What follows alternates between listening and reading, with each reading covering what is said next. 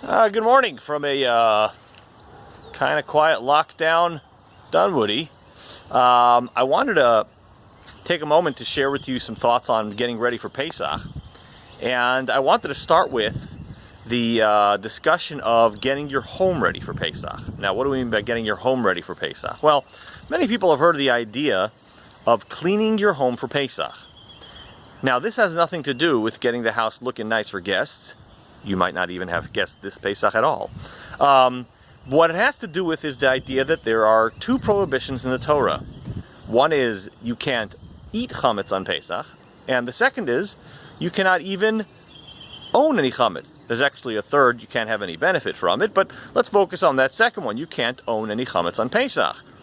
Okay, so what did people do? Well, in the olden days, when you had a house that had one room and not much stuff around and there was no Sam's Club and Costco, you kind of just ate it, threw it out, got rid of it, and that was and some people just looked the night before Pesach, which we still do. We still do what we call bedikas chametz, where we check the home the night before Pesach. But in their cases, they wouldn't even have to prepare their houses before that because the house was one room. Just get rid of the chametz.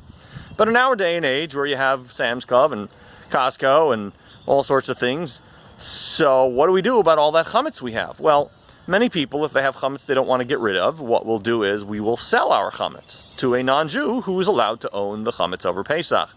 And most people will do that through their rabbi who figures out how to do it properly. You don't just go to your neighbor and offer to sell them your chametz. And but in addition to that, we have a separate issue, which is that what about the Cheez-Its next to your couch? Or the pretzel next to your car seat in the car? You might say, well, what's the matter? I sold that to my neighbor too. They can come and get the Cheez-It if they like.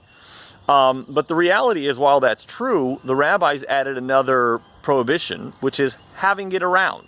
Having chametz around in a way that's accessible on Pesach, because you might absentmindedly put it in your mouth. And maybe not you, but somebody in the home. I'm sure you got somebody in the home that might, right? So they made a decree that you must get rid of accessible chametz. You know, what happens if you're walking around and you've got that granola bar stuck in your coat, and you get a little hungry. So not only do we take the chametz that we stash away and sell and put in a special place with markings and tape, like don't open this, but the chametz that's around the house has to be cleaned as well. So the issue is that we want this to be a semi-reasonable process, right?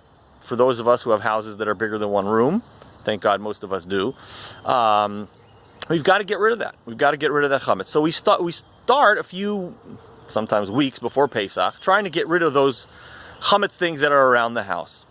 But in order to make this relatively manageable, it's important to understand that this law doesn't apply to unidentifiable crumbs, right? If you see crumbs on the floor, and you can't even tell what they are, that's not the same as something you might stick in your mouth, right? We're talking about Cheez-Its, pretzels, granola bars, or bits of one or the other. Depending on how you run your house, these things might be in some accessible places. You don't have to look at, like, under a dishwasher or under a fridge, but between the couch cushions, or next to the couch, or I don't know, just in the middle of the floor.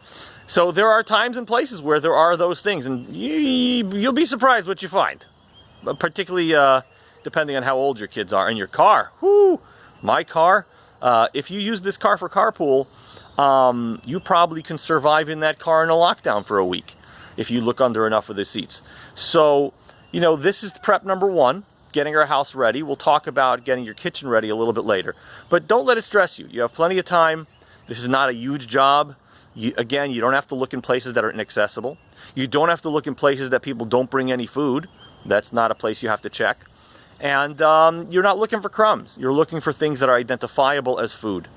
So take the time during quarantine/lockdown and clear out those spots.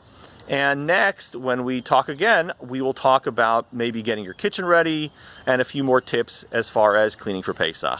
Have a great one.